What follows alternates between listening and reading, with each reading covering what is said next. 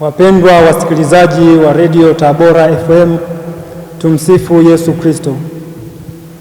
Karibuni katika tafakari ya neno la Mungu siku ya leo tarehe 19 mwezi wa 3 mwaka 2026, sherehe ya Mtakatifu Yosefu mume wa Mama Bikira Maria. Masomo yetu itakuwa kama ifuatavyo.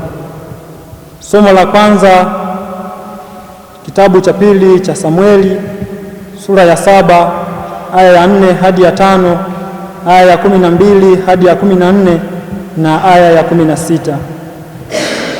Somo la pili la waraka wa Mtume Paulo kwa Warumi sura ya 4 aya ya 13, aya ya 16 hadi 18 na aya ya 22.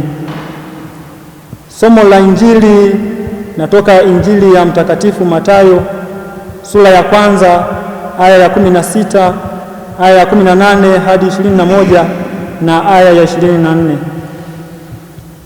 Karibuni tusikilize Injili. Somo la Injili takatifu ilivyoandikwa na Mathayo sura ya kwanza aya ya 16, aya ya 18 hadi ya 21 na aya ya 24.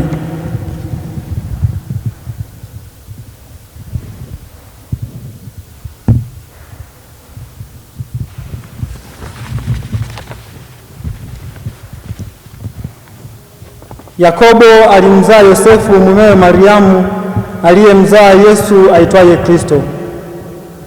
Kuzaliwa kwake Yesu Kristo kulikuwa hivi.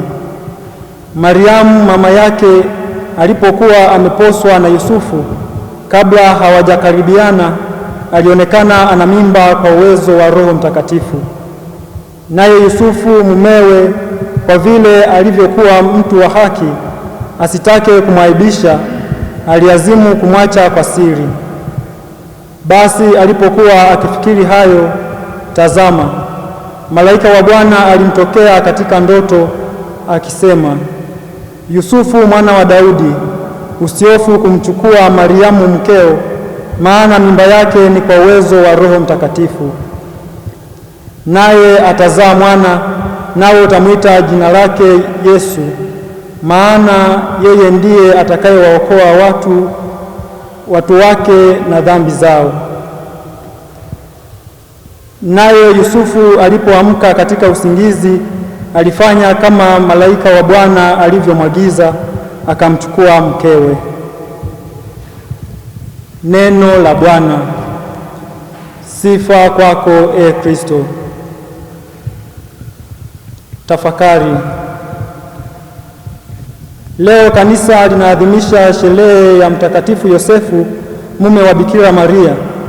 Mtakatifu Yosefu ni baba mlezi wa Yesu Kristo. Alichaguliwa na Mungu kuwa mlinzi wa mama Bikira Maria na Yesu Kristo. Alishiriki kikamilifu katika historia ya ukombozi. Aliitunza familia yake vizuri kwa kuipatia riziki kwa kazi ya mikono yake. Alikuwa mtu mwenye unyenyekevu na mtiifu. Kwa utii wake mbele za Mungu, alipokea huo wajibu na akautimiza vema. Pia ni mlinzi wa Kanisa Katoliki. Tunaalikwa tujifunze utii, unyenyekevu na uwajibikaji kutoka kwa Mtakatifu Yosefu. Somo la Injili linatupatia mwanzo wa historia ya fumbo la ukombozi ambayo Mungu alianzisha kupitia mama Bikira Maria kwa kuchukua mimba kwa uwezo wa Roho Mtakatifu. Pia linaonyesha ushiriki wa Mtakatifu Yosefu katika historia ya ukombozi wa mwanadamu. Leo tunapoadhimisha sherehe ya Mtakatifu Yosefu, Mama Kanisa anapenda kutukumbusha juu ya wajibu wa mwanadamu katika kushiriki kazi ya ukombozi kwa kufuata mfano wa mama Bikira Maria pamoja na Mtakatifu Yosefu. Pia tutafakari juu ya fadhila ya imani, upendo, unyenyekevu na utii ambazo matunda yake ni kupokea na kutimiza mapenzi ya Mungu. Ndugu zangu, imani ni msingi wa uhusiano mwema na Mungu. Katika imani hiyo tunapokea baraka kutoka kwa Mungu. Katika somo la kwanza na somo la pili tunaona Ibrahimu na Yakobo wakihaidiwa baraka za Mungu ambazo zinatimia katika Injili kwa kuzaliwa Bwana wetu Yesu Kristo. Rejea Injili ya Mathayo sura ya 1 aya ya 1 hadi ya 24. Mama Bikira Maria alikuwa na imani thabiti iliyomwongoza kutimiza mapenzi ya Mungu kwa kushiriki katika fumbo la umwilisho, yaani Yesu kutwaa mwili, bila kujali aibu na adhabu ambayo angepata katika jamii yake, kwani lilikuwa kosa kubwa sana kuonekana na mimba kabla ya kukaribiana na mumewe au kabla ya ndoa takatifu. Pia Mtakatifu Yosefu kwa imani yake aliweza kumpokea Bikira Maria. Katika mazingira hayo, jamii ya Kiyahudi ilipaswa kutoa adhabu ya kumpiga mawe Bikira Maria mpaka kufa, na Yosefu alipaswa kushtaki juu ya mimba ya mke wake. Lakini kwa vile ni mpango wa Mungu, haikuwa hivyo. Ndugu zangu, tujifunze kuwa mpango wa Mungu uko juu ya sheria na hukumu za kibinadamu. Tukiwa na imani kwa Mungu, hatuna kitu cha kutuogopesha.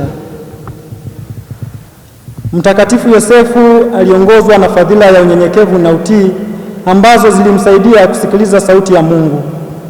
Ndugu zangu, ni wajibu wetu sisi kujiweka tayari kumsikiliza Mungu anayeongea nasi kupitia maandiko matakatifu, sakramenti na mafundisho ya kanisa. Ili Mungu aweze kuongea ndani ya roho zetu, anahitaji tumpe nafasi. Je, ni nafasi gani tunampa Mungu katika maisha yetu? Je, ni kitu gani kinachukua nafasi ya Mungu? Ni madaraka yangu, mali zangu, akili zangu au biashara yangu? Hatuna budi kuepuka vilema vinavyozuia kusikia sauti ya Mungu. Tujifunze kwa Mtakatifu Yosefu kama tulivyosikiliza katika Injili. Yosefu aliazimu kumwacha mkewe kwa siri. Ndugu zangu, katika madhaifu yetu ni mara ngapi tumekuwa hodari kwa kutangaza madhaifu ya wenzetu? Kumbe tunapaswa kuongozwa na fadhila ya upendo hata kwa wanaotukosea. Mwaliko wa Mungu kwa Yosefu kumchukua mkewe uwe mwaliko wetu pia kwa kuwa faraja kwa wanaoteseka. Tusaidiane kufichiana aibu zetu ili tuweze kupata thawabu mbele za Mungu. Kama Mtakatifu Yosefu alivyotimiza wajibu wake kama baba mlezi wa Yesu, vivyo hivyo nasi katika miito mbalimbali tunapewa wajibu huo. Mama na baba katika familia mnao wajibu wa kukamilishana na kuwalea watoto katika misingi ya imani na maadili. Mnapaswa kuwa mfano bora kama Mama Bikira Maria na Yosefu. Wenye daraja katika kanisa mnao wajibu wa kuhubiri neno la Mungu na kuwahudumia watu wote, mkiwaongoza katika uzima wa milele. Ndugu zangu, yote tunayoyafanya katika maisha yetu ni lazima yawe na lengo la kutufikisha kwenye uzima wa milele. Kwa kuishi katika mtazamo huo, tunakuwa tunatimiza mapenzi ya Mungu ambayo ni kutufanya warithi wa ufalme wa mbinguni. Tumsifu Yesu Kristo.